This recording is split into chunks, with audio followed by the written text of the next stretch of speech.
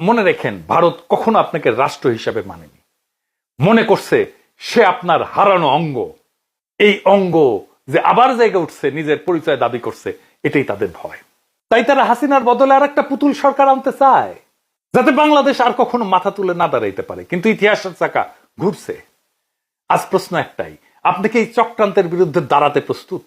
আপনি কি আপনার স্বাধীনতা, আপনার ধর্মীয় অধিকার, আপনার আত্মপরিচয়, আপনার ভাষা আর আপনার স্বপ্নের বাংলাদেশকে রক্ষা করতে চান? তাহলে এই যুদ্ধ আপনারও। এই যুদ্ধ শুধু নির্বাচন বা সংস্কার নিয়ে না, এটা একটা জাতির আত্মার অস্তিত্ব রক্ষার লড়াই।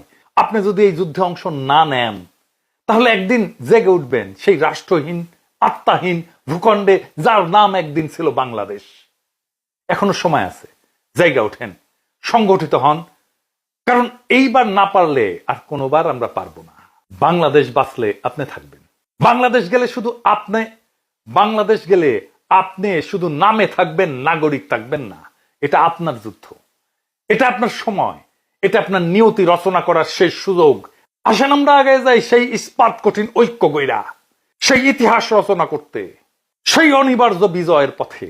ইতিহাস অপেক্ষা করতেছে। ইনকিলাব জিন্দাবাদ।